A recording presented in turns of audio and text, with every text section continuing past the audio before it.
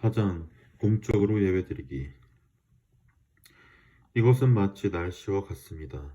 모든 사람들이 이것에 대해 이야기하지만 정작 이것을 하는 사람은 많지 않습니다. 바로 예배에 관해 말하는 것입니다. 수천 명의 사람들이 매주 일요일마다 예배를 드립니다. 그러나 오직 소수의 사람만이 진정으로 예배드리고 대부분의 사람들은 그저 교회에 출석만 합니다.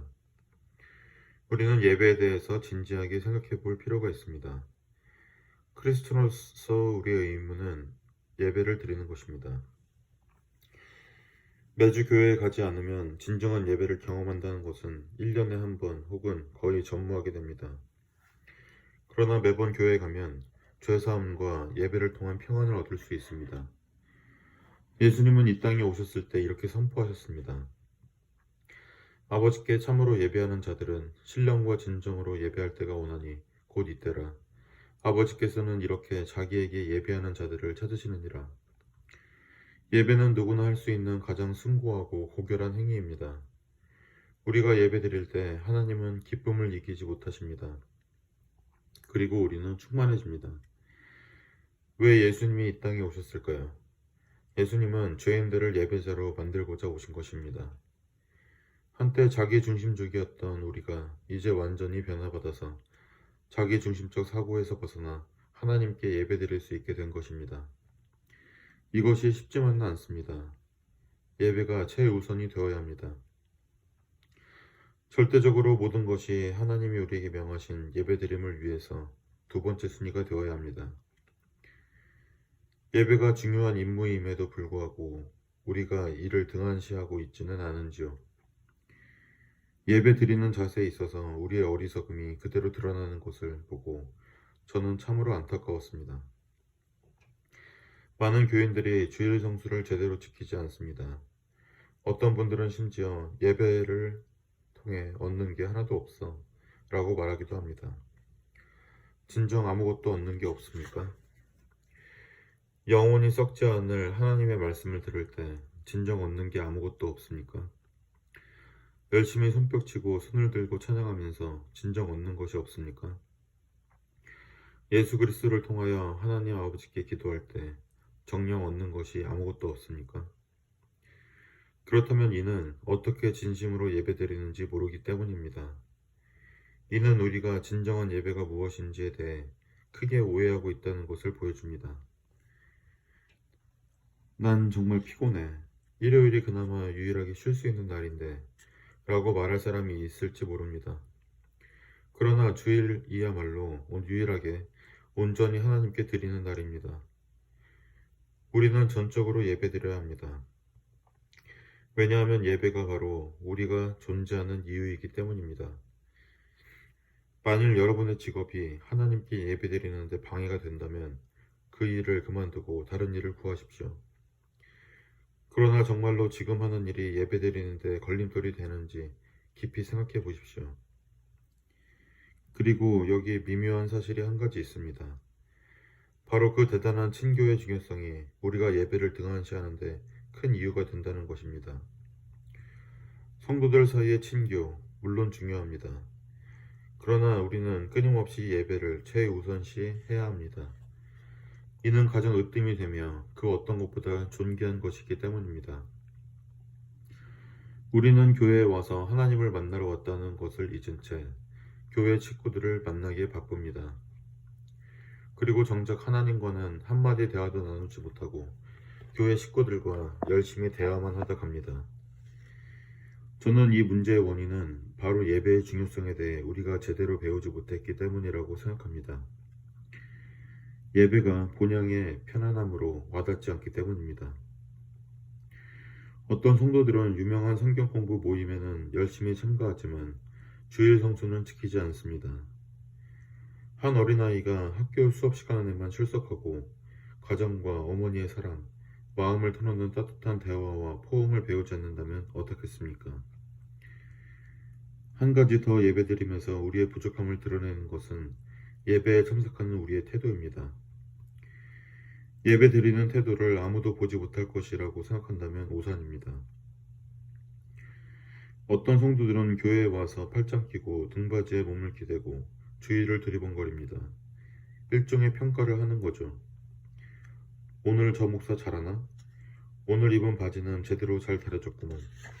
성가대도 그런대로 괜찮고. 이런 성도들은 아마 신학교 수업이나 유명한 성경 공부 모임에 참석해 본 적이 있을 겁니다. 그러나 예배 드리는 법을 모른다면 우리의 창조 목적을 전혀 깨닫지 못한 것입니다. 이른바 비평 전문 성도들은 성경책을 하나님을 알기 위해서가 아니라 해설서로 접근합니다. 어떤 크리스천들은 영적으로 아직 어려서 예배드리는데 부족한 모습을 보입니다. 아직 예배의 그 기쁨과 감격을 배우지 못했습니다. 그들은 어떻게 영적인 세계에 입문해서 하나님을 만나는지 잘 모릅니다. 그래서 교회 다니신다면서요, 할 일이 그렇게 없으세요? 라는 말을 하는 문화에 노출되기도 합니다.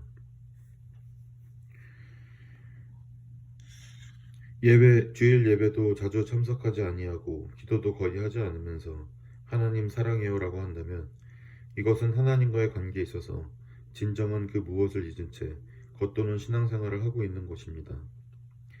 하나님은 함께 모여 예배하기에 힘쓰라고 하셨습니다. 예배와 부부간의 사랑 표현에는 몇 가지 공통점이 있습니다. 두 가지 다 규칙적으로 행해져야 하며 두 가지 다 진심으로 해야 하는 것이며 두 가지 다 엄숙한 맹세에 대한 결과물이기에 다른 어떤 것보다 우선시 되어야 합니다. 어떤 사람들은 교회의 의자에 앉아있는 것이 너무나도 비개인적이라고 합니다. 그러나 예배드리러 갔을 때 개인적으로 하나님을 만나십시오. 여러분 주위의 사람들이 무엇을 하든지 하나님 앞으로 나아가십시오. 요한복음 4장 23절에서는 참으로 예배하는 자들은 신령과 진정으로 예배할 때가 오나니 라고 했고 24절에서는 예배하는 자가 신령과 진정으로 예배할지니라 라고 말하면서 23절과 24절 두 절에 걸쳐서 신령과 진정으로 예배드릴 것을 강조합니다. 어떻게 영으로 예배드릴 수 있을까요? 어떻게 성령으로 또 우리의 육신의 영으로 예배를 드릴 수 있을까요? 첫째로 우리가 제대로 예배드릴 수 있도록 우리를 인도해 주시는 분이 바로 성령님이십니다. 에베소서 2장 18절에서 이는 저로 말미암아 우리 둘이 한 성령 안에서 아버지께 나아감을 얻게 하려 하심이라 라고 말합니다. 성부, 성자, 성령 이 삼위일체를 동시에 참여해야 합니다. 우리의 구원자이시자 우리 삶의 주인 되시는 예수 그리스도를 만나기 위해 성령님의 지혜와 힘의 도움으로 하나님 앞에 나아가야 합니다. 우리는 신령으로 예배드려야 합니다. 우리가 예배드릴 때 얼마나 성령님의 도우심이 절실하게 필요한지요. 우리 안에 영적으로 나태하게 하는 강력한 방해물이 있습니다. 우리의 본성은 하나님 중심적이 아닌 자기 중심적이기 때문입니다. 예배 안내서라는 책에 소개된 기도가 절실히 필요합니다. 전지전능하신 하나님, 우리의 세세한 모든 것을 아시고 모든 욕망을 아시고 모든 비밀을 숨김없게 하시는 하나님, 성령의 힘으로 우리 마음속의 생각을 깨끗게 하사 우리 주 예수 그리스도로 인하여 하나님을 더 사랑하고 성령님의 이름을 높여드리게 하옵소서. 이것이 유일한 길입니다. 우리의 예배는 성령님으로 인한 것이어야 합니다. 외부적인 요인은 중요하지 않습니다. 제 아내가 쓴 책인 진정한 예배에서 한 부분 더 인용하겠습니다. 우리가 누가복음 10장에 등장하는 마리아처럼 주님 발 앞에 앉아 우리의 창조자가 우리에게 말씀하시는 것을 듣는다면 이것은 바로 고전적인 예배이다. 때론 진노하시는 하나님이시기도 하지만 하나님은 사랑하는 자녀인 우리에게 피난처가 되어주신다. 우리의 평화, 진리, 정의, 희망, 생명 되신 하나님. 진정으로 하나님 앞에 나아가서 온 마음과 정성을 다해 찬양드릴 때 그 예배 방식이 고전적인지 현대적인지 전혀 중요하지 않다. 하나님께서는 우리가 교회에서 드리는 예배 방식이 현대식 예배이든 고전적 예배이든 개의치 않으십니다. 예배 방식이 중요한 게 아닙니다. 예배에 있어서 중요한 요소는 우리의 마음입니다. 우리는 예수 그리스도를 알아가는 데 힘써야 합니다. 성령으로 거듭남이 없이 어느 누구도 예수를 주라 부를 수 없습니다. 그리고 예수 그리스도를 알아가면서 성령님의 이끄심을 받을 수 있고 비로소 예배의 첫걸음을 내딛게 되는 것입니다. 둘째로 요한복음 4장 23절 예배하는 자가 신령과 진정으로 예배할지니라 라는 말씀처럼 우리는 신령과 진정으로 하나님께 정결한 마음과 열정으로 예배드려야 합니다. 오늘 예배는 어떤지 보자 하는 관전하는 자세로 예배를 드려서는 안 됩니다. 그런 마음으로 하나님 앞에 나와서는 절대 안 됩니다. 예배 인도자들에게 부주의하고 격식 없이 인사하며 한번 축복해 보시오 라는 태도로 예배를 관망하는 사람들을 예배로 이끌려고 노력하는 것은 무척이나 힘 빠지는 일입니다. 이런 자세는 그 영혼을 죽입니다. 마음을 상하게 합니다. 그리고 다른 성도들에게도 상처를 줍니다. 하나님은 예배를 통해 끊임없이 우리에게 접근하고 계심을 진정 깨달아야 합니다. 모펫은 이사야 65장 1절을 알기 쉽게 이렇게 설명하였습니다. 나에게 묻지 않던 자들이 내게 이미 답을 준비했고 나를 한 번도 찾지 않았던 자들에게도 내 얼굴을 보일 준비를 하였다. 나에게 부르짖지 않았던 백성들에게 내가 여기 있노라 라고 소리쳤다. 그러나 은혜로 충만한 성령이 우리에게 다가오실 때 우리의 무지함으로 인하여 하나님의 사랑과 예배에 다가가지 못합니다. 마태복음 2장의 동방박사의 이야기에 대해 잠시 생각해 봅시다. 그들은 예수님께 나와 최초 경배드린 최초의 이방인이었습니다. 그들이 주를 찾으러 나왔습니다. 그들은 성경이 없었습니다. 영적인 것에 대한 지식도 거의 없는 상태였습니다. 하나님 헤롯 왕 때 예수께서 유대 베들레헴에 나심에 동방으로부터 박사들이 예루살렘에 이르러 말하되 유대인의 왕으로 나시니가 어디 계시뇨? 우리가 동방에서 그의 별을 보고 그에게 경배하러 왔노라 하니 동방 박사들은 이례적인 일을 연구하기 위해 왔다고 말하지 않았습니다. 그들은 아기 예수님께 예배 드리러 온 것이었습니다. 그리고 그들이 행한 그 귀한 일을 보십시오. 집에 들어가 아기와 그 모친 마리아에 함께 있는 것을 보고 엎드려 아기께 경배하고 보배합을 열어 황금과 유향과 몰약을 예물로 드리니라. 그들은 엎드렸습니다. 하나님 앞에 겸손한 마음으로 엎드려 기도해 본 적이 있습니까? 그것이 바로 엎드리는 중요한 이유입니다. 하나님 앞에 내 모든 것을 내려놓고 겸손한 마음으로 나가길 원합니다. 이런 마음으로 기도하는 것은 좋은 경험이 될 것입니다. 무릎 꿇고 하나님 앞에 부르짖기를 바랍니다.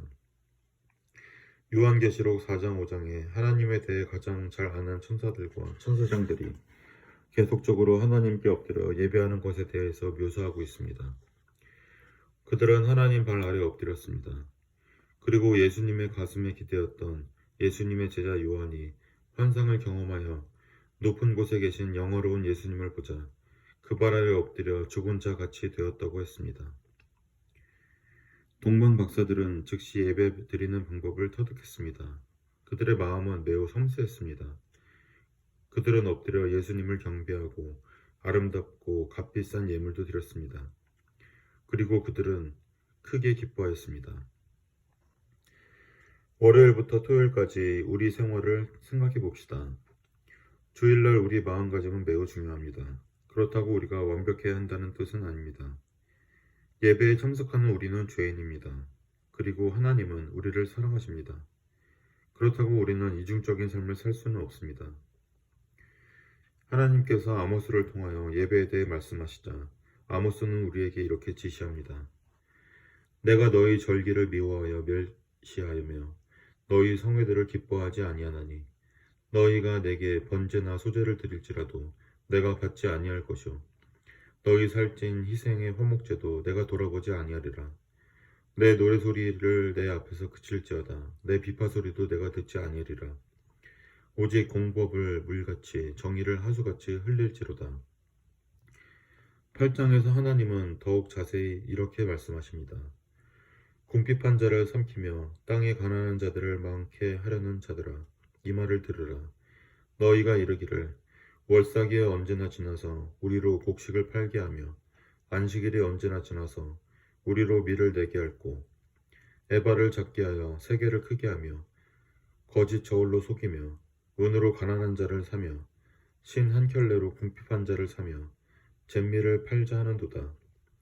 여호와께서 야곱의 영광을 가리켜 맹세하시되 내가 저희의 모든 소유를 영영 잊지 아니하리라 하셨나니 여러분이 진정으로 예배를 드린다면 여러분의 삶 전체가 변화하는 것을 발견할 수 있을 것입니다. 무슨 일이 일어날까요? 우리가 신령과 진정으로 예배드릴 때 하나님께서 여러분의 삶을 성령의 불로 태워버리십니다. 예배를 드리고 나서 이제 이런 일은 다시는 하지 말아야지 또는 사람들을 절대로 이렇게 대해서는 안 되겠구나 라고 다짐하게 됩니다. 그리고 다른 성도들과 하나님 앞에 다시 나아가 마음을 정화하는 예배를 드립니다. 예배는 죄를 전소시킵니다. 하나님의 자녀들이 함께 모여 예배드릴 때 하나님은 그 예배 가운데에서 활활 타는 불처럼 역사하십니다. 그러면 여러분 주위 사람들은 교회 다니는 사람과 일하면 얼마나 좋은지 몰라 라고 말할 것입니다. 요한복음 4장에서는 신령과 진정으로 예배드리라고 명합니다. 예수님께서는 2번이나 진정으로 예배드리라고 말씀하셨습니다. 이는 예배드릴 때 우리의 마음을 결부시켜야 한다는 의미입니다. 우리는 대단히 감각적인 시대에 살고 있습니다. 우리 인간이 지적인 존재라고는 하지만 사실 기분과 감정이 우리의 대부분의 생각과 행동을 결정합니다.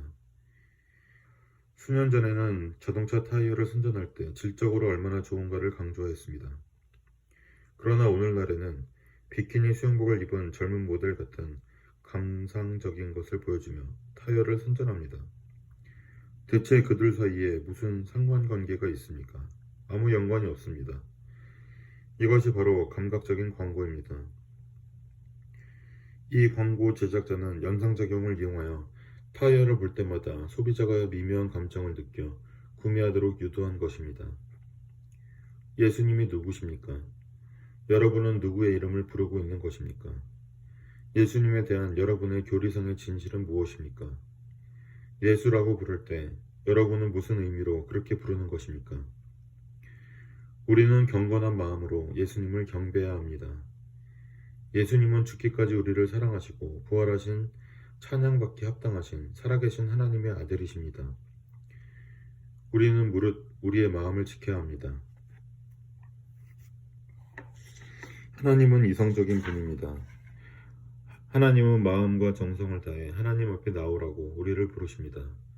그러므로 형제들아, 내가 하나님의 모든 자비하심으로 너희를 권하노니 너희 몸을 하나님이 기뻐하시는 거룩한 산 제사로 드리라. 이는 너희의 드릴 영적 예배니라. 천국 시민들은 예수 그리스도에 대해서 잘 알고 있을 뿐 아니라 하나님에 대한 그들의 마음가짐은 진솔합니다. 또한 그들이 하나님을 바라보는 진실한 관점은 충만하고 또한 그들의 열정 또한 지적일 뿐 아니라 충만합니다. 요한계시록 19장에서는 하늘에 계신 하나님의 영화로운 모습을 잘 묘사하고 있습니다. 또 24장로와 네 생물이 엎드려 보좌에 앉으신 하나님께 경배하며 가로되 아멘 할렐루야 하니 이 얼마나 아름다운 열정입니까? 우리에게도 이 같은 열정이 필요하지 않겠습니까? 또 내가 들으니 허다한 무리의 음성도 같고 맑은 물소리도 같고 큰 내성도 같아서 가로되 할렐루야 우리 주 하나님 곧 전능하신 이가 통치하시도다. 우리가 즐거워하고 크게 기뻐하여 그에게 영광 돌리세. 많이 알 때 하나님께 크게 예배와 경배를 드릴 수 있습니다. 하나님께 주의를 다한다는 것은 우리가 할 수 있는 가능한 최대한의 집중력을 발휘하는 것을 말합니다. 예배를 들어 예배드리기 전에 준비를 해야 합니다. 30분 정도 일찍 나와서 하나님 앞에 앉아야 합니다. 혹은 일찍 나오는 대신에 5분 정도 밖을 걸어다니며 하나님을 생각하며 하나님과 대화하는 것도 좋은 방법이 될 것입니다. 예배 드리기 전에 긴장을 풀어서 예배를 드리고 난 후 옳은 방법으로 다시 긴장해야 합니다. 우리는 예배 드리기 전에 어떻게 하나님께 기도하고 어떻게 하나님을 사랑하는지 배워야 합니다. 교회에 들어서면 한눈 판지 마십시오. 그리고 다른 성도들의 신경을 거슬리지 않게 조심하십시오. 돌아다니지 마십시오. 방해하지 마십시오. 말하지 마십시오. 조용히 교회 안에 들어가 하나님 앞에 나아가십시오. 하나님께 여러분의 마음과 정성을 전적으로 바치십시오. 예배가 막 시작되었을 때 하나님 앞에 마음을 내려놓으십시오. 하나님과 함께 하십시오. 하나님의 사람들과 함께 하십시오. 찬양하십시오.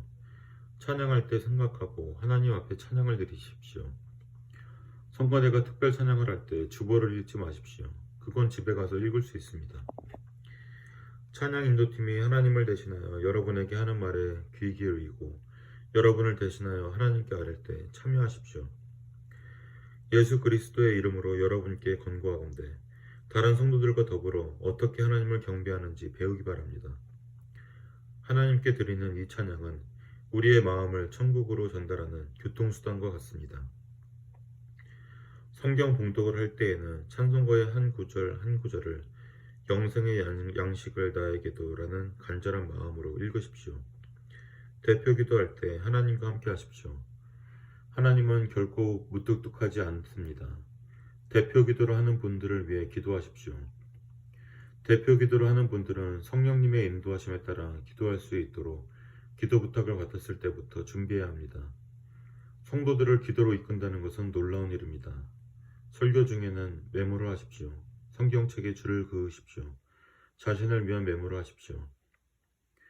신약 성경에서 설교야말로 전 교인이 한 마음으로 자신의 믿음을 널리 공포하는 것이라고 했습니다.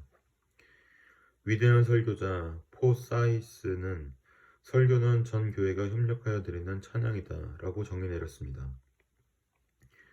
찬양 인도자들이나 설교자들은 역할이 주는 비중이 큰 만큼 두려움을 느낍니다.